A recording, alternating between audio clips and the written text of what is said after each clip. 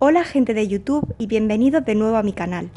Mi nombre es Marta y en esta ocasión os voy a hablar de la gripe española, ya que en el año 2018 hizo justamente un siglo de esta gran tragedia, que de un modo u otro, salvando alguna distancia, se está volviendo a repetir.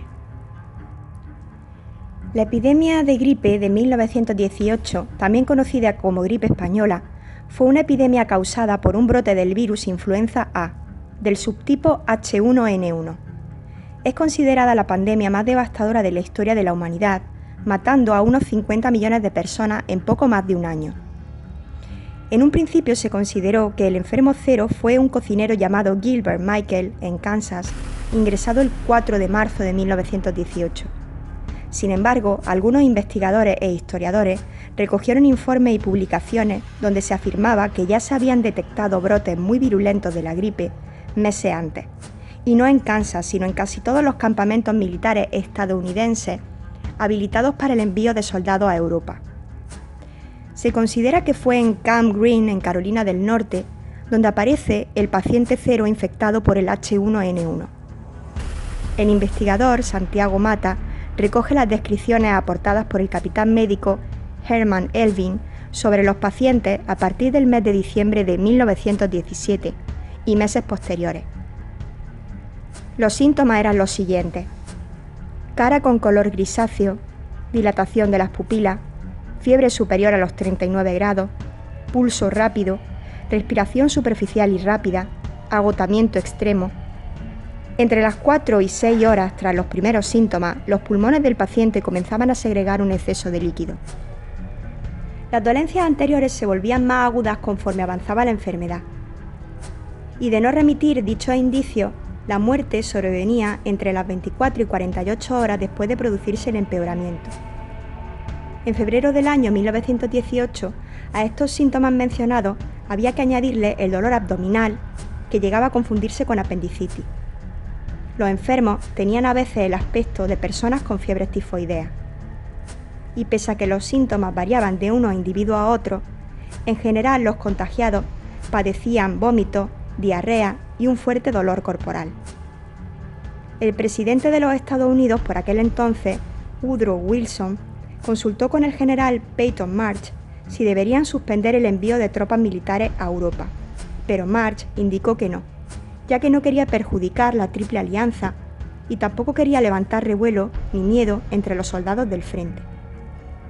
Los primeros casos de Europa fueron detectados en Francia, luego en Reino Unido, después en Italia, Alemania y por último en España.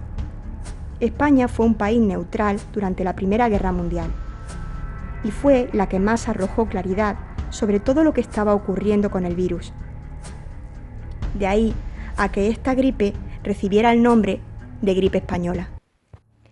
En 1918 no existía vacuna para la gripe y las primeras fueron creadas en Estados Unidos en la década de los 40. En aquel entonces los recursos y técnicas que emplearon los médicos fueron los siguientes: el sangrado a los enfermos, suministro de grandes cantidades de aspirina a los pacientes. En algunos casos la ingesta era tan grande que algunos enfermos se intoxicaban y sufrían hemorragias internas. Los métodos terapéuticos que resultaron más eficaces fueron la administración de oxígeno y la transfusión de sangre de pacientes recuperados a las nuevas víctimas. Se recomendaba a todos los ciudadanos la ingesta de vitamina C en grandes cantidades. Algunos remedios que se ofrecieron como milagrosos, pero que resultaron del todo inútiles, fueron el consumo de alcohol, como por ejemplo de coñac o de vino, también de cava. También se recomendaba tomar café, fumar, hacer gárgaras varias veces al día con una solución de bicarbonato de sodio y ácido bórico, rellenar la nariz con sal o comer cebolla.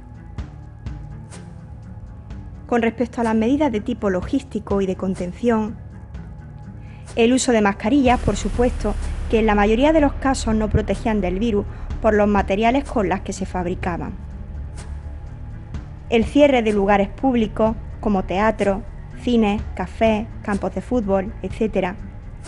El confinamiento, que fue llevado a cabo en algunos países y aunque en España no se aplicó, se recomendaba a los ciudadanos que evitaran reuniones y acudir a lugares muy concurridos.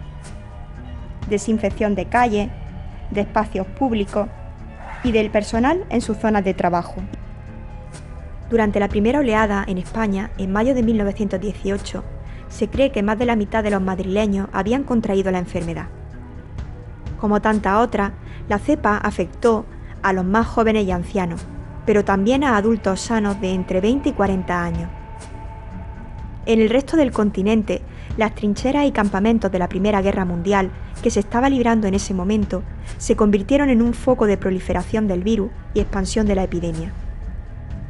Se cree que el 75% de las muertes ocurrieron en la segunda oleada de 1918, concretamente en el mes de octubre.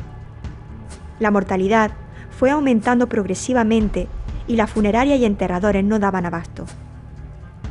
La celebración de los entierros resultaba cada vez más imposible y buena parte de los fallecidos acababan en fosas comunes. Numerosos sanitarios fallecieron. Los ataúdes escaseaban y el ejército tuvo que ayudar al traslado y entierro de los fallecidos. A toda esta tragedia había que añadir que muchos niños quedaban huérfanos y en medio de todo el caos muchos de ellos morían. En el año 1919, la enfermedad fue menos virulenta. La mayoría de los individuos estaban ya adaptados al virus. Y en 1920 se detectó un último repunte, pero ya no hubo más. Prácticamente el mundo entero se vio afectado por esta pandemia. En India, las víctimas mortales alcanzaron entre 12 y 17 millones. En Gran Bretaña murieron casi 300.000 personas. En Estados Unidos aproximadamente 500.000. Y en España se estima que murieron más de 260.000 personas.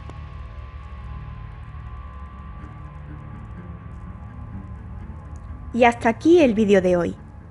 Me gustaría finalizarlo haciendo una pequeña reflexión sobre la importancia que tiene no olvidar nuestra historia pasada, ni tampoco los errores cometidos en ella, para no volver a repetirlo en el presente.